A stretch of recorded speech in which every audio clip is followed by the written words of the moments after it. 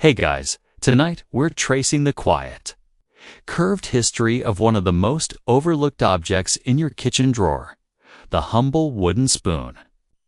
No epic battles tonight, no lost cities or forgotten kings. Just a smooth handle, a carved bowl, and a story that's lasted thousands of years longer than most civilizations. Picture this. The night is cool, the stars are faint behind a veil of smoke, and in your hands is a stick. Not just any stick, though. This one's been patiently shaved, hollowed, and polished by the flickering firelight. Your fingers working through the dark hours because tomorrow's stew won't stir itself. And here's your gentle reality check. You probably wouldn't survive a Stone Age dinner party. No Uber Eats, no pre-washed lettuce. Just a fire. Some roots you foraged yourself, and this wobbly spoon you've spent hours whittling from a stubborn branch. One wrong splinter, and it's soup with a side of regret. Around you, your small clan is busy roasting tubers and tossing them into a crude clay pot bubbling over the fire. They laugh, tell simple stories, and sneak tastes of the food when they think no one's watching. Some claim decorated spoons found in early graves suggest people valued them beyond dinner. Others think we're rereading too much into what was basically the Stone Age version of a kitchen hack. So, before you get comfortable, take a moment to like the video and subscribe, but only if you genuinely enjoy what I do here. And let me know in the comments, where are you watching from, and what time is it there? Handles slim down. Bowls deepen. Some are carved with geometric patterns. That stirring food with a wooden spoon calmed the stew and the soul alike. Whether that's true or just bedtime chatter, you like the thought. Others are left plain, but polished smooth by years of use. And through it all, wood remains the favorite choice light, easy to shape, heat-resistant, and available wherever trees grow. I always love seeing who's drifting off under which sky. Now, dim the lights. Maybe turn on a fan for that soft background hum, and let's ease into tonight's journey together. You sit cross-legged on the cool earth. The smell of damp leaves fills the air. But you have a mission. But when you're boiling roots and berries into something halfway between soup and stew, hands alone aren't ideal. And so, you carve. See, eating with your hands works fine when the food is dry. But eventually, after enough cuts and scrapes, you hold it a spoon. Simple, yet revolutionary. It lets you scoop the stew, stir without burning your fingers, and maybe, just maybe, look a little smarter than your cousin who's still using bark. Your first attempts are awkward. The wood splinters. The bowl is too shallow. The handle too thick.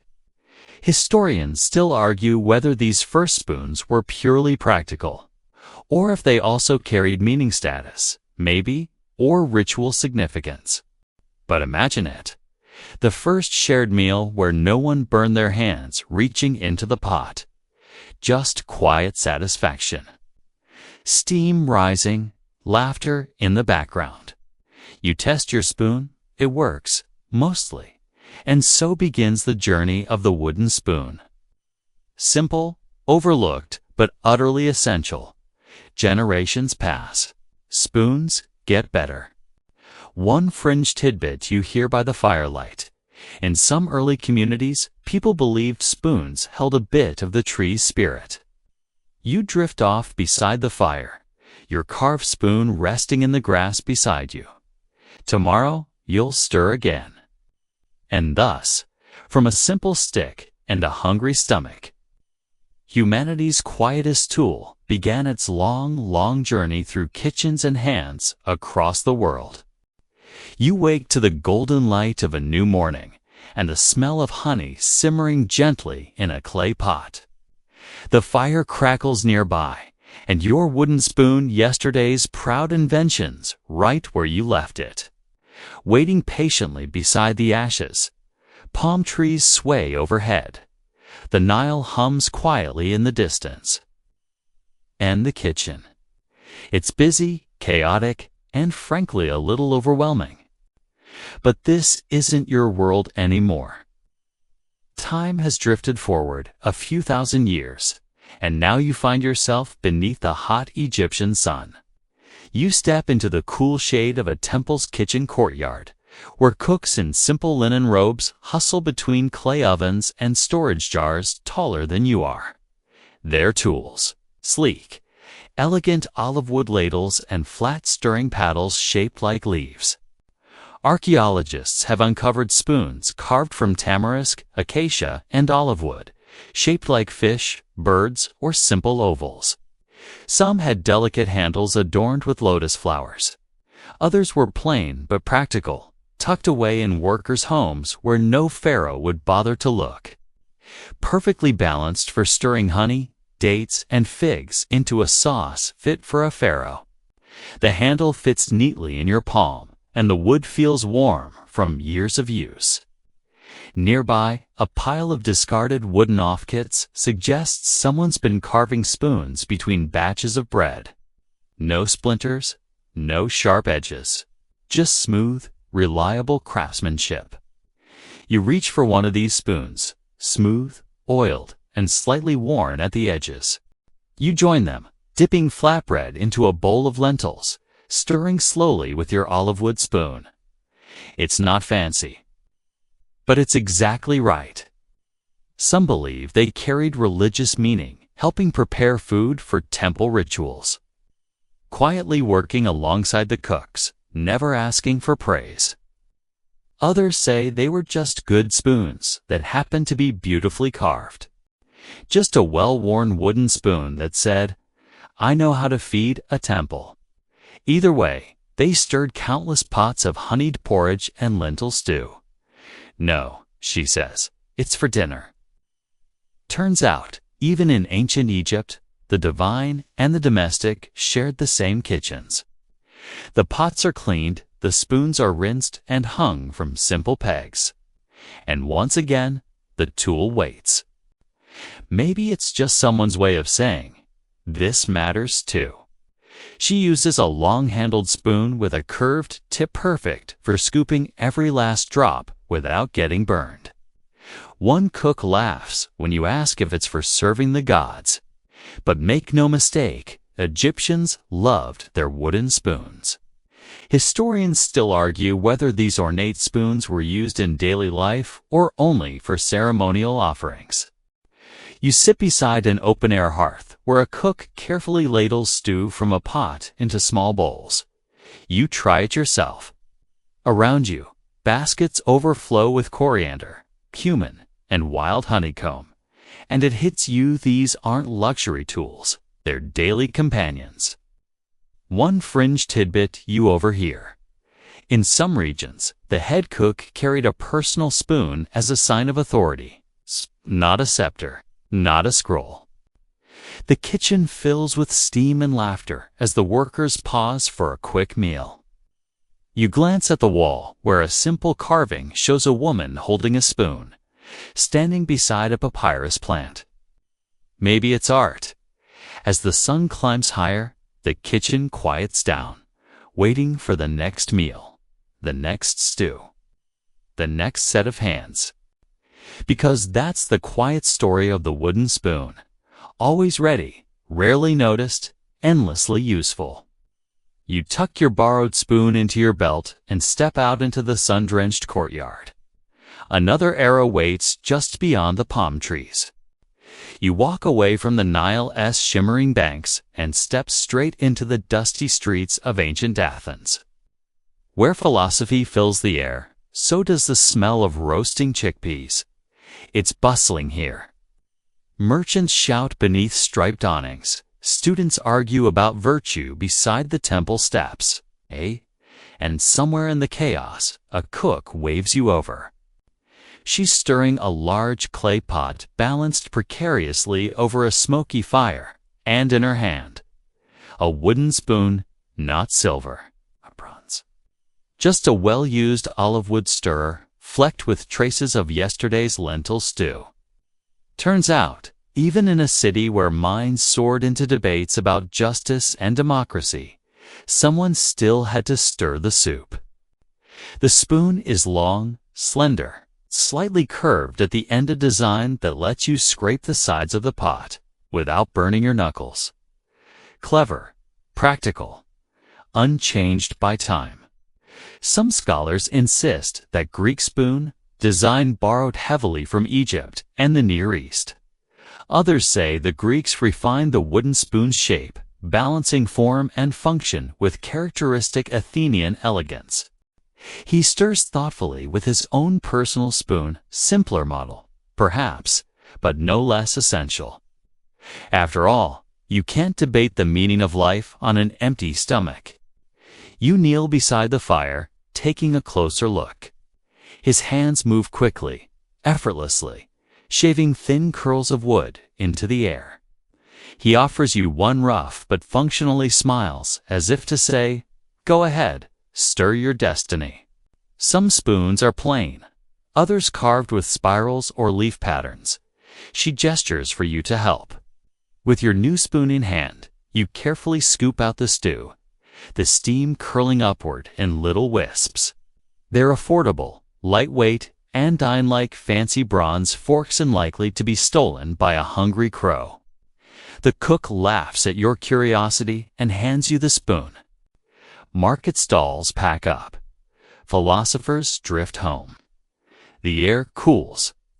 You stir carefully, the simple motion connecting you to countless unknown cooks before you.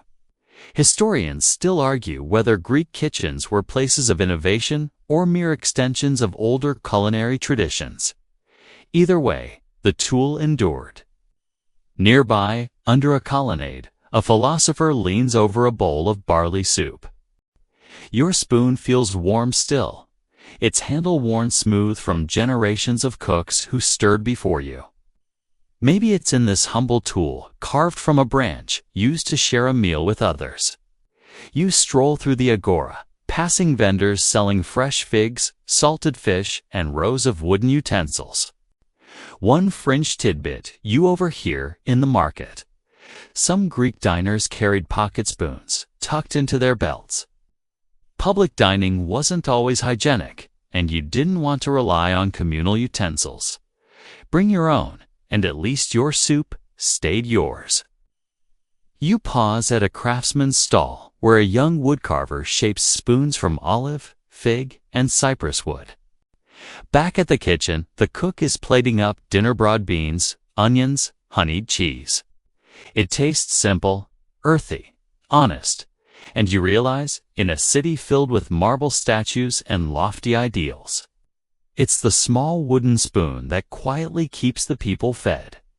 The sun begins to dip behind the temple roofs, casting long golden shadows across the dusty streets. But the spoons? They're cleaned, set aside, ready for tomorrow. You sit quietly for a moment, spoon in hand, watching the last merchants close shop.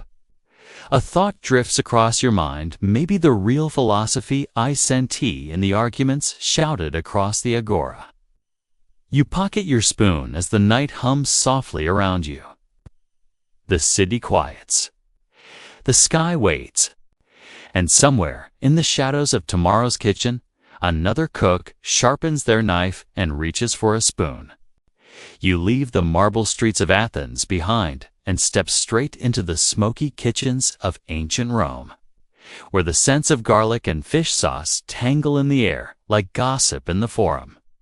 It's loud, hair wooden spoons clattering against bronze pots, cooks shouting for more olive oil, children chasing each other between boiling cauldrons. And amid all this culinary chaos, you notice something surprising. Despite Rome's love for silver tableware, forks, ladles, and tongs sculpted to show off wealth, the real work of the kitchen is done by humble, battered wooden spoons. Silver wouldn't stand a chance against those salty, acidic fumes. Wood absorbs the flavor, softens the edge, and can be replaced when the smell gets, let's say, overwhelming.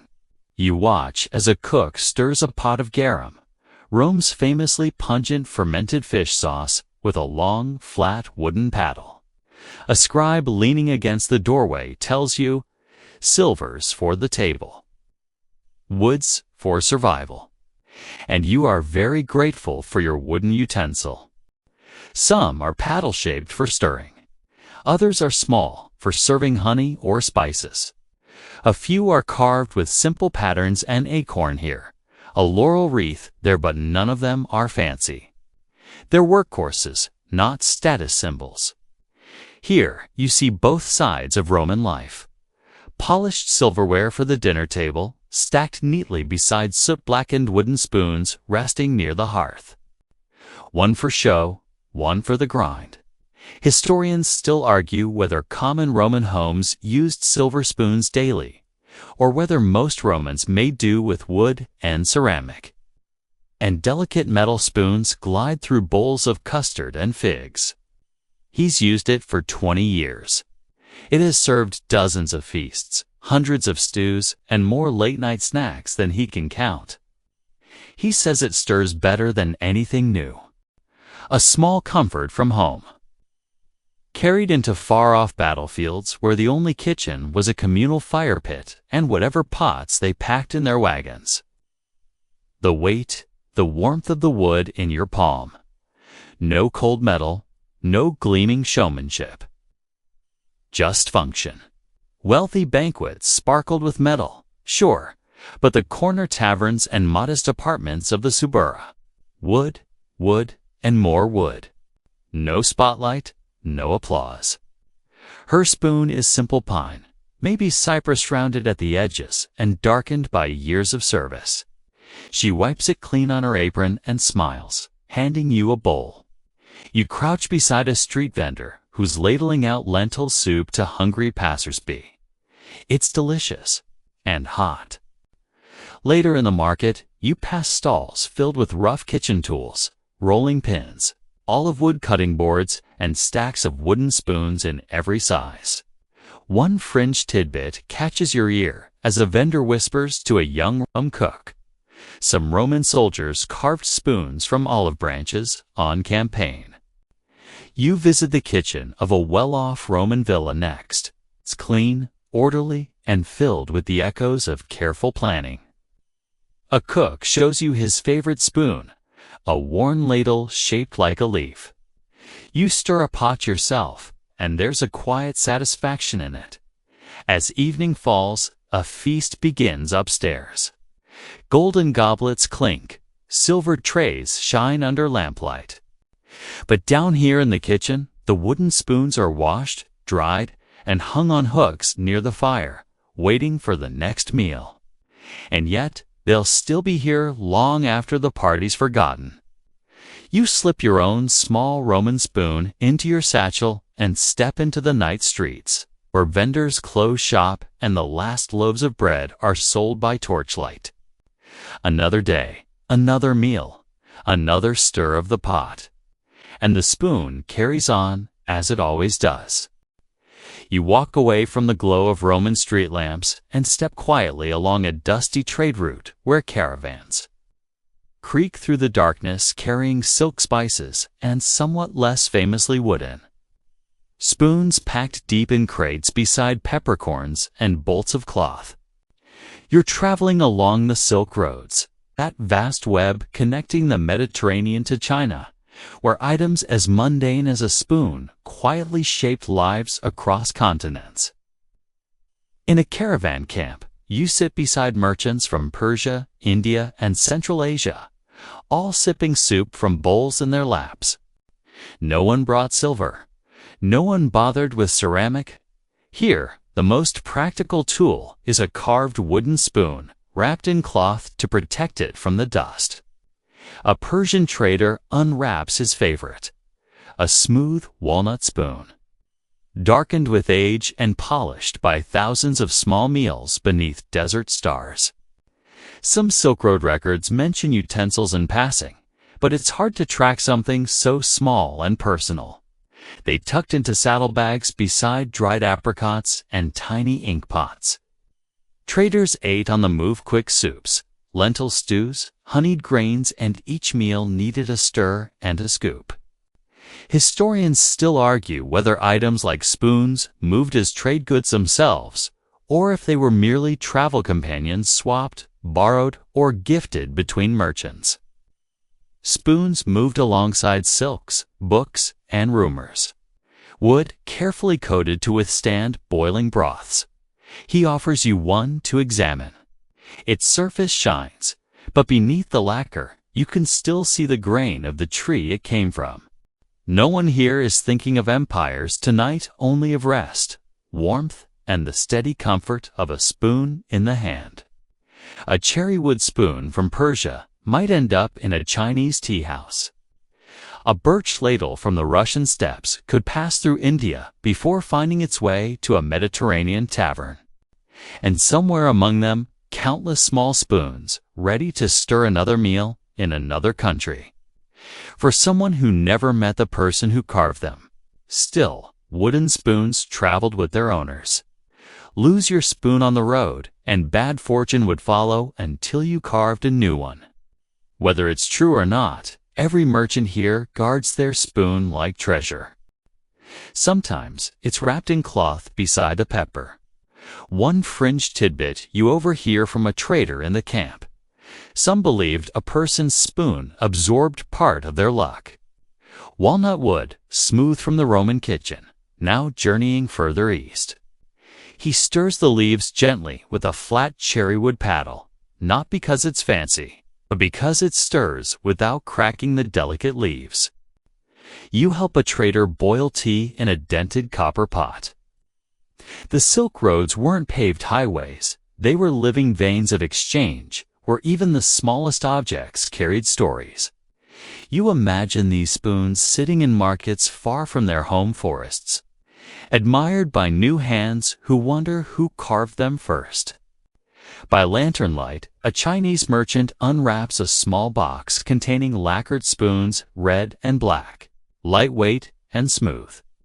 The merchant explains that in some parts of China, bamboo paddles and hardwood spoons were used for both cooking and medicine-stirring herbal remedies by day, soups by night. As you sip your tea, the stars overhead wheel quietly on. The next morning, the caravan packs up. Spoons are tucked away, again wrapped in cloth, slid into boots, hidden in pouches. No one leaves theirs behind. You help load crates of cinnamon and ceramics. You see bundles of sandalwood, scrolls of poetry, baskets of dried fruit. As the caravan heads east, the dust rises behind you, and you realize history isn't just carried in crowns and swords. You adjust your satchel, where your own little travel spoon now rests. Another road, another meal. The spoon keeps going. The dust of the Silk Roads fades from your sandals as you step into the cool, damp air of medieval Europe. A market square stretches before you, muddy, noisy, and wonderfully alive with the clatter of wagons and the smell of roasting meat. But you're not here for trade or spectacle. You're here because you've forgotten your spoon. In medieval Europe, that's a problem. You wind through the market until you find what you're looking for, a modest stall lined with simple pocket spoons carved from ash, beech, and cherrywood. No frills, no silver inlay, just dependable shapes, whittled by hands that understood how much easier life is when you, Dan T., have to borrow from the tavern. You pick up a smooth, rounded spoon. The vendor nods approvingly. Good choice, fits the belt loop, won't splinter in stew. Turns out, personal spoons were a common part of medieval life, with hygiene practices, let's say, developing. You didn't want to trust public utensils. He swears by its luck in both soup and trade deals. Diners pull out their own spoons, wipe them on their sleeves, and dig in. His spoon is a wide, flat paddle with a long handle, worn thin at the edges from years of scraping the bottom of the cauldron. He tells you the story of an ancestor who passed that spoon down through 3 generations, though.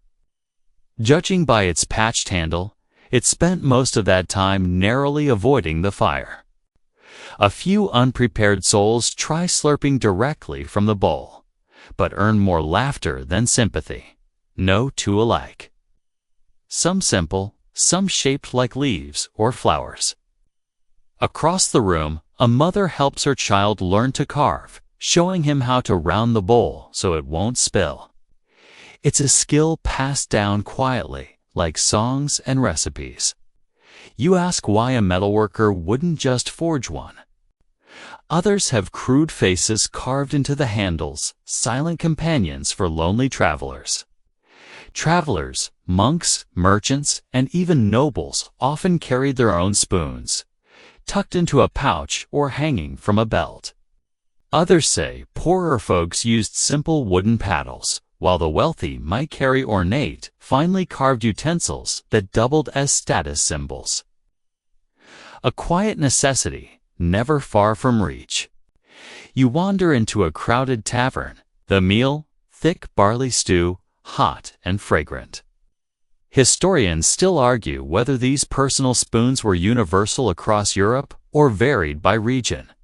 Some find evidence of spoons made from antler or bone in colder climates.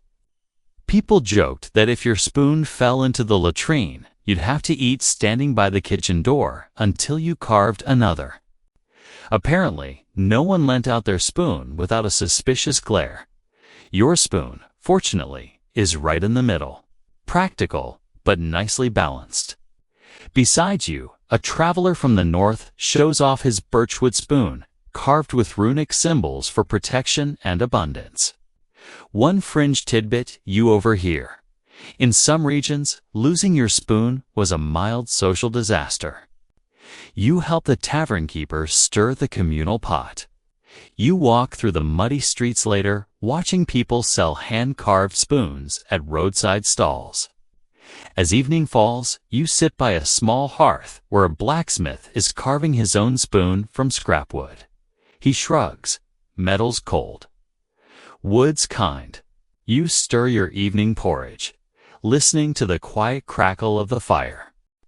You realize, sitting there, that in this muddy, bustling, often harsh, medieval world, a simple wooden spoon is a little piece of self-reliance. You slip your spoon back into your belt as the village bell tolls in the distance. Tomorrow, you'll eat again, and your spoon will be ready. The muddy streets of Europe fade as you step aboard a sturdy Viking longhouse, the air thick with the scent of smoked fish, wet wool, and firewood crackling in the corner hearth. Around you, voices rise in laughter, songs, and the occasional stern debate over how to carve the perfect spoon. Yes, even Vikings needed wooden spoons. You sit on a low bench as a burly man with a braided beard sharpens his knife against a whetstone. Beside him, a half-carved birchwood spoon rests, its edges still rough. He grins when he sees your curiosity and motions for you to try carving one yourself. Their spoons were simple, carved from birch, pine, or alder, shaped to fit the palm comfortably. The spoons weren't decorative, they were survival tools, as essential as a fishing hook or a wool cloak. You peer inside. Root vegetables, dried fish, a few wild herbs. The cook stirs it with a long wooden ladle, her motions steady and practiced. No silver here, just hands, heat, and wood. You do. Slowly. Poorly, but you try. Somewhere, Venus twinkles low on the horizon. Unnoticed tonight amid practical concerns like wind chill and whether the meat is properly warmed. Shared bowls are passed down the line, and everyone eats quietly, the rhythm of clinking wood and chewing mouths filling the longhouse. Others bear runic inscriptions, names, blessings, sometimes charms to prevent the stew from burning. A sword may win you a battle, they say, but a good spoon keeps you alive for the next one. It's not beautiful, but it's yours. It wasn't just a utensil, it was a small, loyal companion through cold nights and long journeys. They laugh, but you sense they mean it. But between each tale, someone stirs the stew again. Practicality never sleeps, even in legend. Vikings, despite their fearsome reputation, lively lives of quiet craftsmanship when they weren't out raiding monasteries. Historians still argue whether Viking spoons followed standardized patterns across regions, or whether each household carved them to personal preference. Some spoons discovered in burial sites are remarkably plain. Tonight's stew is bubbling away in a clay pot suspended over the fire. A young boy beside you proudly shows off his first spoon rough, uneven and endearingly crooked. His father ruffles his hair and says, "Good enough for porridge," and so it is.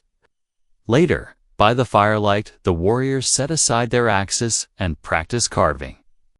One fringe tidbit you overhear from a traveling skald. Some believe that the wood of your spoon should match your birth tree. Birch for the gentle, oak for the stubborn, ash for the adventurous. Whether anyone followed this strictly is unclear, but it makes for a fine fireside story. You step outside briefly into the cold Nordic night. The stars wheel overhead. Back inside, the evening meal begins. Each person pulls out their own spoon, worn smooth from years of use. You learn that in some Viking households, a spoon was a personal item, carried on voyages, tucked into belt pouches, and sometimes buried with its owner. As the fire burns low, the warriors tell sagas of distant lands and strange peoples. You carve a little more on your spoon, smoothing the edges, testing the weight in your hand. And when morning comes and the ships push out to sea again, you tuck it into your belt, ready for whatever breakfast waits beyond the horizon. The sky lightens, the fire fades, but the spoon remains. The chill of the northern seas fades, replaced by the warm, rhythmic hum of West African village life. You step softly into a sun-dappled courtyard, where the air smells of roasted peanuts, wood smoke, and sweet hibiscus. Here, among the Akan and Dogon peoples and countless other spoons, are not just tools. They are art. His hands glide effortlessly over a block of dense ebony, coaxing a spoon into existence. But this is no simple eating utensil. This is a ceremonial spoon, carved with spirals, animals, and human faces destined for weddings, harvest feasts, or offerings at the shrine. You find yourself watching a woodcarver at work beneath a giant baobab tree. The handle curves gracefully, topped with a carved bird in mid-flight. Some spoons were passed down as family heirlooms. Others were placed on altars as gifts to the ancestors. Either way, they carried meaning beyond the kitchen. You marvel at how something so everyday becomes something so beautiful.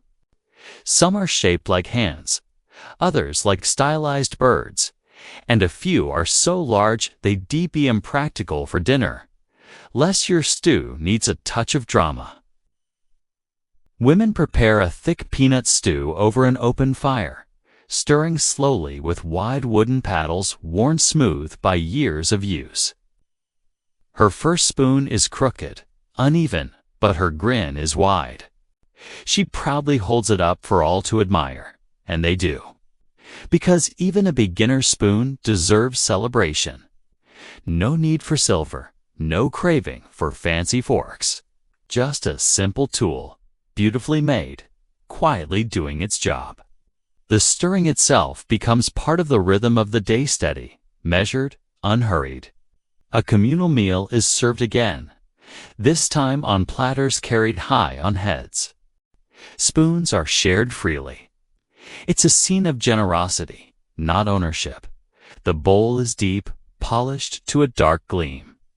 Historians still debate whether these intricate spoons were purely symbolic or also used at grand communal meals. You're invited to join a midday meal.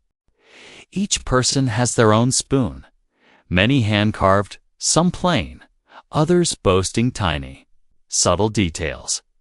A carved line, a twist in the handle, initials of the maker. They are cleaned, oiled, and often wrapped in cloth, tucked safely away until the next gathering. They are cared for, respected, even loved. You help carry bowls to a long mat spread under the trees. And here's the wonderful part after the meal, the spoons are not tossed aside. One fringe tradition you learn about. In some ceremonies, the largest spoon, the so-called great spoon, was awarded to the most generous or community-minded woman of the year. She would carry the honor and the spoon until the next harvest festival, symbolizing abundance and kindness. Later, in the workshop, you see spoons carved from Morocco mahogany and she wood. A young girl sits beside you, learning to carve for the first time. As the sun dips low, music begins. Drums, voices, and clapping hands fill the air. You find yourself stirring a pot of maize porridge, the smooth curve of the spoon fitting perfectly in your hand. And somehow, in that moment, you realize, across oceans, across centuries, people reach for the same thing when they gather. Something to stir, something to share, something to bring the meal from pot to plate. The wind rustles the baobab leaves overhead. Children laugh nearby, chasing one another with sticks and spoons in hand. And as you sit beneath that vast West African sky, spoon resting across your knees, you feel the gentle weight of history settling in. A tool, a story, a gift passed from hand to hand.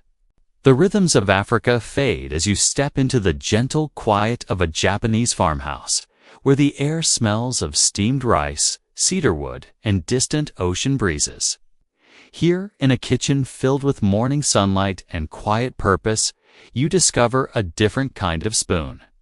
The shimoji, or rice paddle. It's simple, flat, broad, carved from a single piece of wood, and lacking the deep bowl of its Western cousins. But in this kitchen, it is everything. Either way, it's become a cultural icon. Humble, quiet, and indispensable. You watch as an elderly woman stirs fresh cooked rice, lifting and folding it gently to let the steam escape. Not fast, not slow, just steady. Thoughtful. She doesn't scoop, she folds. The broad paddle keeps the grains intact, fluffy, and perfect. Historians still argue whether the shimoji evolved from older Chinese cooking paddles, or was a uniquely Japanese invention tied to Shinto kitchen rituals. You're handed your own paddle, lightweight, polished smooth from years of oil and steam, man shown how to turn the rice properly. There's a rhythm to it. Some are enormous, meant for temple festivals. Others are barely larger than your palm, perfect for single portions. A few bear calligraphy blessings for health, prosperity, or simply good rice. They aren't trophies. They're reminders of countless family dinners, shared laughter, and quiet gratitude. No silverware here, no metal ladles. Just long-handled paddles stirring vast pots of rice porridge, steam rising like incense. Before setting sail, they'd stir a bowl of rice with it, hoping to return with a full catch. More than just a spoon, it is a link between people and the harvest, between hands and nourishment.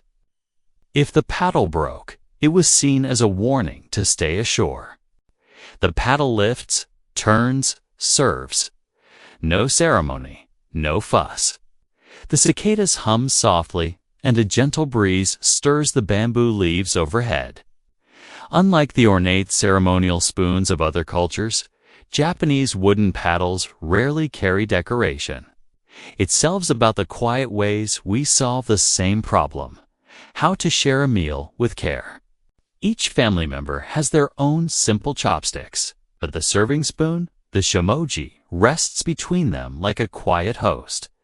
Their beauty is in their function, their grace in simplicity. One fringe tidbit you overhear from a visiting merchant.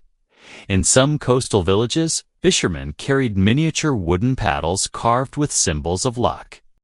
It waits there, ready for the next meal, the next hand, the next quiet act of care. You sit at a low wooden table where lunch is served. Miso soup, pickled vegetables, and, of course, rice light, fragrant, perfect.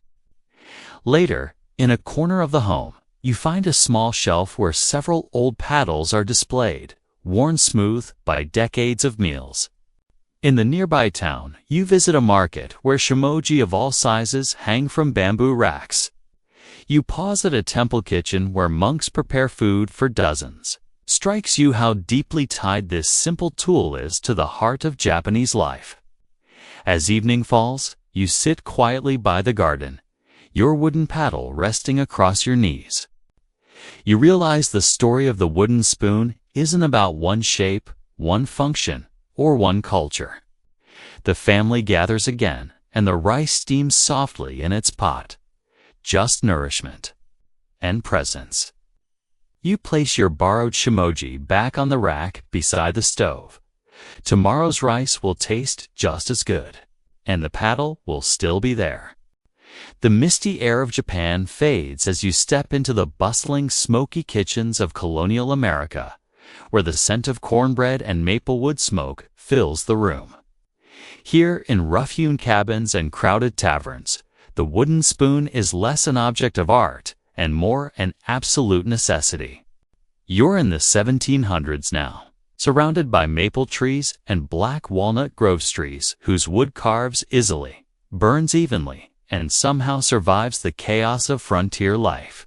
Her spoon is carved from maple, thick-handled, blunt-tipped, and stained with years of broth and butter. It's not pretty, it's durable. If it breaks, she'll carve another tonight by lamplight. In a small New England kitchen, you watch a mother of five stir a bubbling pot of cornmeal mush. You try stirring, and it's heavier than you expected. The handle shaped wide to keep fingers safe from the open hearth. Some claim settlers adapted their spoons to local woods and new cooking needs. Birch, cherry, and walnut followed, but maple hard, smooth, and easy to clean remained a favorite. Others suggest they simply used what they could carve in a hurry between chores. The motion feels timeless, steady, like you've done it 1,000 times before. His daughter helps sand them smooth, humming a quiet tune. Each spoon will find a home maybe in a neighbor's kitchen. Maybe traded for fresh bread, maybe tucked into a traveler's saddlebag. Wooden spoons sell fast. No one trusts a pewter ones not to leave a metallic temps in the stew. Not delicate, not elegant, but practical, sturdy, and endlessly familiar. This is life on the edge of the world, rough, unpredictable, but filled with quiet comforts. Historians still argue whether early colonial spoons were based on European designs or evolved into something uniquely American. Another journey awaits, but the spoon stays the same. Porridge bubbles in the pot. Maple spoons stir once again. The same tools, the same rhythms, repeated day after day. Either way, maple spoons became kitchen staples across early America. You walk through a colonial marketplace where farmers trade baskets of apples and hand-carved kitchen tools. At a tavern down the road, a cook stirs cider with a broad, flat maple paddle. Behind him, a stack of freshly carved spoons waits, ready for tomorrow's rush of travelers. Everyday spoons were practical, scratched, and burned. But Sunday spoons, they were for celebration apple pie, roasted squash, stews thicker than usual. No one brings their own spoon here. They trust the taverns, cleaned each night in scalding water and ash soap. One fringed tidbit you hear. Some frontier families carved Sunday spoons, kept polished and clean for special meals. As the firelight flickers across the plank walls, you help stir a pot of venison stew, watching as the maple spoon scrapes the bottom of the iron kettle. Later, by lamplight, a farmer sharpens his knife and begins carving a new batch of spoons from a felled maple log. You sit by the hearth, spoon in hand, sipping a mug of hot cider and listening to the wind batter the shutters. The next morning, as frost laces the window panes, the kitchen hums back to life. You pocket a small maple spoon, freshly carved, its surface still smelling faintly of sap and smoke. From humble cabins to grand farmhouses, from cold dawns to crowded harvest feasts, wooden spoons kept these kitchens fed. No ceremony, no acclaim. Just work, warmth, and another meal. And when the stew bubbles over, you'll be ready to stir.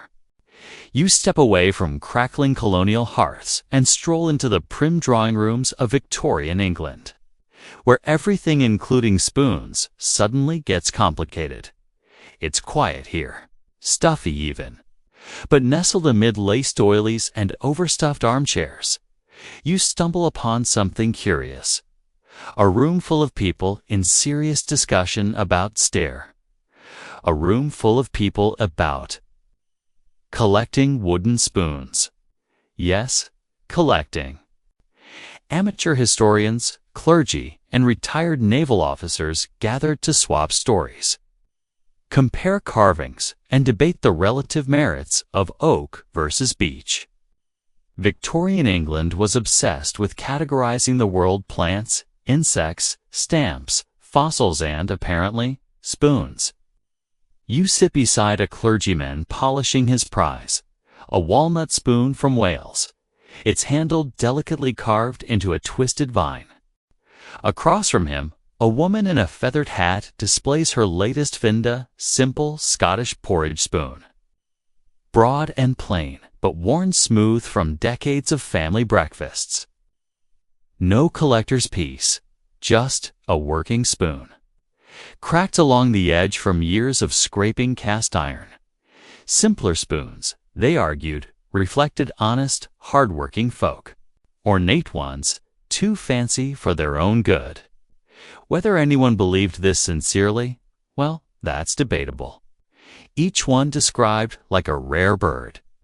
Cooks still favored them over metal, not out of nostalgia, but because wood didn't scrape the enamel off their newfangled porcelain cookware. Historians still argue whether Victorian spoon collecting was a serious scholarly pursuit or just another quirky pastime of the middle class. You spot Welsh love spoons carved with hearts and knots, originally given as courtship gifts. Now, they're mass-produced for tourists, their meaning a little diluted, but still charming. It's plain, unassuming, and still perfect for stirring. And velvet curtains. It's a humble wooden spoon that still stirs the morning porridge. Some journals of the time cataloged spoon shapes by region, while others waxed poetic about the spiritual comfort of a well-balanced handle. One fringe tidbit you overhear. Some collectors claimed that a region's moral character could be judged by its spoons. You visit a small kitchen behind the grand parlor, where the cook stirs plum pudding with a massive beechwood spoon so stained and worn it could tell its own life story. You ask her what she thinks of the spoon-collecting craze. She laughs. If they like my old spoons so much, they're welcome to wash them. Later, in a London market, you browse stalls selling souvenir spoons, some practical, some purely decorative. You wander through a dusty antique shop where a faded ledger lists spoons from across the British Isles. Yorkshire cooking paddles, Irish porridge stirrers, Cornish clotted cream spoons. And yet, back in the kitchens and bakeries, wooden spoons remained the quiet workhorses of daily life. Even in an era of industrial revolutions and gleaming factories, some things stayed simple. You end the day sipping tea in a quiet corner, your borrowed Victorian spoon resting across your saucer. You can help but smile at the thought. In homes filled with gilded clocks, collectors debate, shoppers browse, but the cooks, they just keep stirring. And somewhere in the clatter of this bustling age, the spoon carries on unchanged, unbothered, and quietly essential. The polished parlors of Victorian England fade as you find yourself crouched beside a muddy trench in wartime Europe, where the air is thick with smoke, cold rain, and the distant thump of artillery. And yet, here too, a wooden spoon finds its place. You sit beside a young soldier, his uniform spattered with mud, as he whittles a rough spoon from a splintered fence post. He works slowly, shaving curls of wood into his lap, not for beauty, but for comfort. But this battered spoon will stir his soup tonight, and maybe tomorrow too. Out here, small routines, carving, eating, stirring are a fragile link to home. Some letters from soldiers mention lucky spoons carried through campaigns, polished smooth by cold, tired hands. It's not an officer's silver cutlery. It's not regulation issue. No fancy carvings here, just flat paddles worn smooth by hundreds of weary hands. In mess kitchens across the trenches, cooks use long-handled paddles to stir giant cauldrons of watery stew. None match, but no one cares. It's not about the spoon. It's about the act of stirring. It's a ritual of normalcy. The handle is uneven, the bowl shallow, but it's yours. A small rebellion against the cold steel of war. Metal spoons clatter loudly and freeze cold. Wood, it's quiet, warm, familiar. Historians still argue whether these hand-carved spoons were practical battlefield tools or emotional anchors. Tiny crafts that kept minds steady amid chaos. In another world, this would be a kitchen. In another world, this would be just breakfast. Some joke that it's the spoon doing the cooking, not the cook. A few refused, claiming a man without his spoon wouldn't last long in the trenches. Not because of superstition, but because you'd miss your next meal. He says it keeps him focused on why he endures. Another soldier holds his upside down and jokes that it's better for scooping bad luck out of his stew. One fringe story you hear. During long freezing nights, some soldiers traded their spoons for extra bread or socks. You help stir a kettle of thin vegetable broth, the wooden ladle slipping through steam, rising like ghostly curtains. Later, back in the dugout, soldiers pass around mugs of weak tea, each stirring with their own makeshift spoons. Some carved from scrap, some borrowed from field kitchens, a few borrowed permanently from home. In a rare, quiet moment, one soldier shows you his spoon, carved with a single word: home. You sit by a lantern's flickering glow and carve your own spoon. As dawn breaks, the cook stirs breakfast. Oats this time, bland but warm. You help pass out bowls to the weary men, their faces pale but grateful. You smile, wiping your spoon clean on your sleeve. But here, in the mud and smoke, a simple wooden spoon becomes something more. A reminder of quiet mornings, a promise of another meal. A tiny, stubborn act of humanity.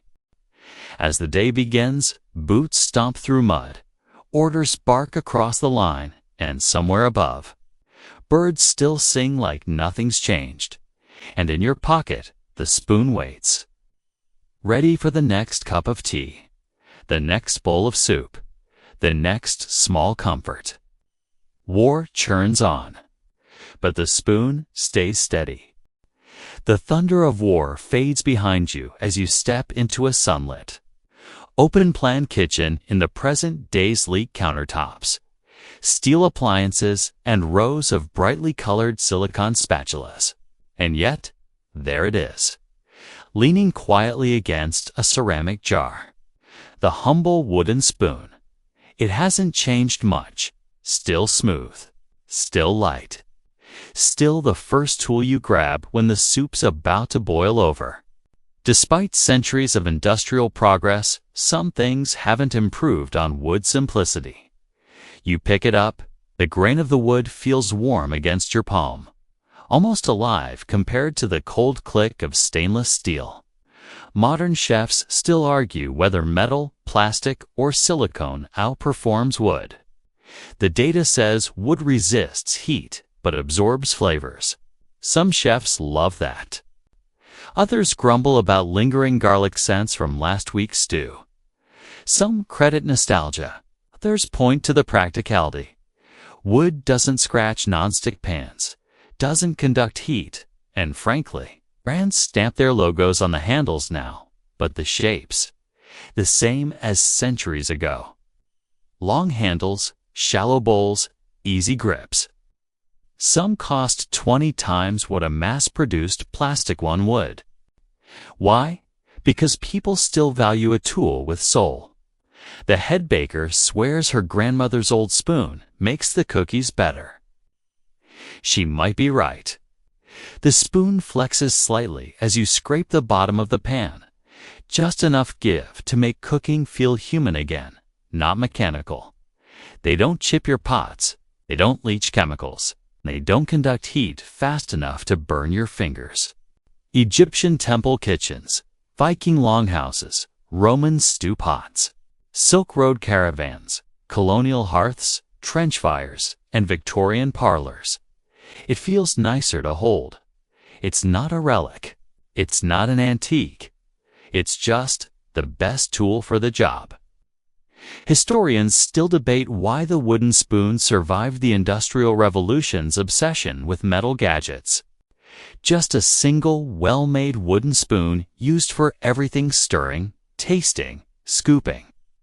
A rebellion against clutter, and perhaps a quiet nod to the travelers of the Silk Road and Viking longhouses. You stir a bubbling tomato sauce and smile. Look around a modern kitchen and you'll still find spoons made from maple, cherry, beech, or bamboo. You pause at an artisanal kitchen shop where a shelf displays hand-carved spoons that wouldn't look out of place in a medieval market. One fringe trend you overhear: minimalists advocating for one-spoon kitchens. In a modern restaurant kitchen, chefs wield high-end carbon steel knives, induction cooktops, and sous vide machines, but stir the risotto. Wood, every time. You help fold batter in a small bakery. Even in science labs, testing heat transfer or material wear, wooden spoons come out as champions of gentle durability. Later, in your quiet kitchen at home, you wash your spoon, dry it carefully, and hang it on its hook beside the stove. And somehow, using it feels like a conversation with history. With every stir, you join a line of cooks stretching back thousands of years. They all stirred, and now, so do you. You lean back against the countertop, watching the steam rise from your pan. No ceremony, no applause. Just the quiet satisfaction of knowing some things don't need improvement. Tomorrow's soup will simmer the same way. Tomorrow's spoon will still fit your hand. And the story will go on. You wander into a quiet museum hall, the kind where footsteps echo softly and glass cases hum faintly under the lights. And inside those cases, not swords, not crowns, but spoons. Dozens of them. Some no bigger than your palm, others large enough to stir a feast. Here they sit, worn smooth by centuries of hands. You pause at one display marked the oldest known wooden spoons. A dark olive wood spoon from ancient Egypt, cracked but whole. A slender Roman stirring stick, still bearing faint tool marks. A simple birch ladle from a Viking farmhouse, its handle worn where countless fingers once rested. Historians still argue whether these spoons were ceremonial or simply too durable to throw away. Some claim they were left in tombs for the afterlife's meals. Others suggest they just ended up buried by chance, a quiet survival of everyday life. You lean in close, imagining the scenes. A cook stirring stew beneath the pyramids. A Roman boy learning to carve his first spoon. A Norse grandmother serving soup by firelight. If that's true, these spoons hold stories far deeper than their simple shapes suggest. One fringe theory you overhear from a passing tour guide. Some cultures believed the spirit of a household could inhabit the objects most used in daily life. Further down the hall, you find spoons from distant corners of the world. Lacquered Japanese rice paddles, their colors still vibrant. West African ceremonial spoons, carved with symbols of community and harvest. Medieval European pocket spoons, plain but practical. Each one different in style, but all designed for the same humble task. You realize, no matter where you were born or when you lived, you probably stirred your food the same way. To scrape burnt edges from the bottom of a pot. Their beauty was in their usefulness, their meaning found in the simple act of helping someone eat. And somehow, seeing them lined up like this, separated by continents and centuries, you take a seat on a quiet bench nearby. And there, among the postcards and books, you find a humble replica, a plain wooden spoon carved simply, waiting for a new hand to hold it. Visitors shuffle past, snapping photos of swords and armor, hardly noticing the glass case of spoons. But you sit with them a while longer. You imagine each spoon's journey. Carved, used, set down beside countless fires. Forgotten, remembered. Dug up again centuries later. None of these spoons knew they'd end up behind glass. They were meant to stir, to serve. The museum lights dim slightly as closing time approaches. You stand, give the spoons a quiet nod, and make your way to the exit. It lives in the tools we still use, the meals we still share, and the quiet moments where we stir and wait for something warm to rise from the pot. But before you leave, you stop at the gift shop. You buy it, not because you need another spoon, but because the story feels unfinished without it. As you step back into the cool evening air, spoon tucked in your pocket, you smile. History doesn't just live in glass cases. And so, you return home. Back to your own kitchen, your own quiet evening, and your own wooden spoon resting beside the stove. You hold it in your hand now, perhaps for the first time truly noticing its smoothness, its weight, the faint grain of the tree it once was. It's not ancient. It's not fancy.